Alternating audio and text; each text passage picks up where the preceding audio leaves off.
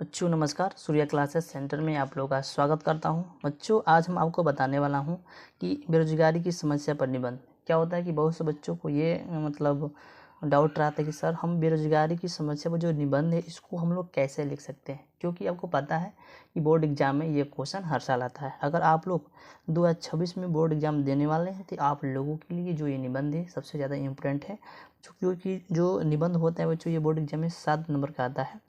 तो क्यों नहीं बच्चों इसको आज ही इसको तैयार कर लें, क्योंकि आपको ये जो निबंध बता रहे हैं ये आपको 7 नंबर दिला के मानेगा, ठीक ना। तो कन्फर्म कर लीजिए, आपको 7 नंबर मिल जाएगा, क्योंकि ये क्वेश्चन रिपीटेड है, ये क्वेश्चन हर साल आता है बोर्ड एग्जाम में।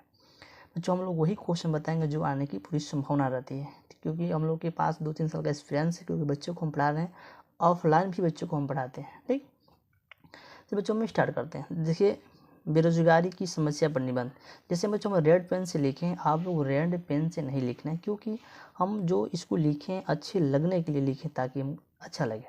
क्योंकि आपको ब्लैक पेन से बोर्ड की पेपर में आपको ब्लैक पेन से लिखना है कि बेरोजगारी की समस्या पर निबंध। ठीक, उसके बाद आपको लिखना है रूपरेखा। रूपरेखा क्या होता है, अगर क्या होता है आपको देखिए समझा रहे हैं। रूपरेखा बच्चों क्या होता है, जैसे बेरोजगारी की समस्या पर जो निबंध है इसका मुख्य हेडिंग क्या क्या है, इसका मुख्य हेडिंग है क्या क्या है। तो रूपरेखा में वही लिखना होता है। सबसे पहले इसमें क्या लिखेंगे, आप प्रस्तावना लिखेंगे, उसके बाद बेरोजगारी के अर्थ लिखेंगे, बेरोजगारी का कारण क्या है, बेरोजगारी को रोकने के लिए उपाय क्या है, उपसहार क्या है। तो रूपरेखा में जो इसका मुख्य हेडिंग है वो चीज़ को बच्चों इसमें दर्शाना होता है। ठीक, चलिए पहले बच्चों हेडिंग लिखते हैं कि प्रस्तावना। प्रस्तावना क्या होता है बच्चों, इससे रिलेटेड आपको लिखना है। क्या लिखना है, देखिए बेरोजगारी की समस्या हमारे देश की एक प्रमुख समस्या है।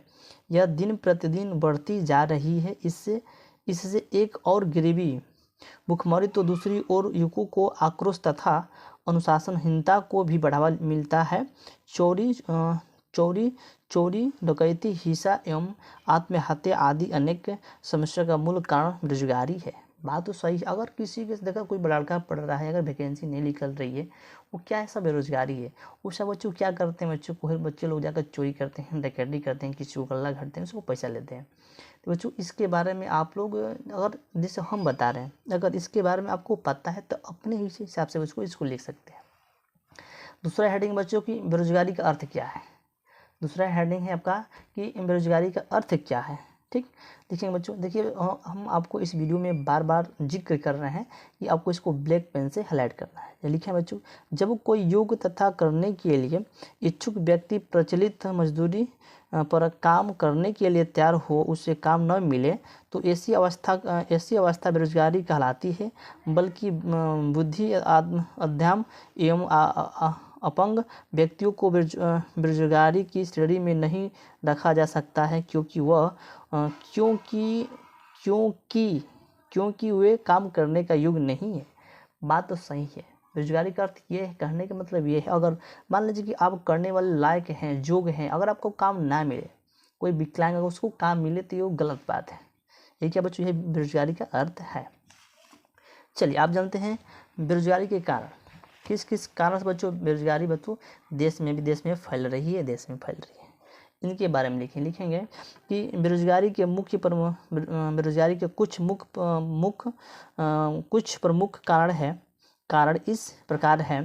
जनसंख्या में तीव्र गति से वृद्धि, शिक्षा का आगमन, वैज्ञानिक उपकरणों का अधिक मात्रा में उपयोग, अनेक प्रकार की मशीनों का निर्माण, भारी संख्या को शरणी मृत्युओं का आगमन, मानसून की अनियमितता, श्रम की मांग एवं पूर्ति के असंतुलन एवं सरकारी नौकरी में कभी इत्यादि।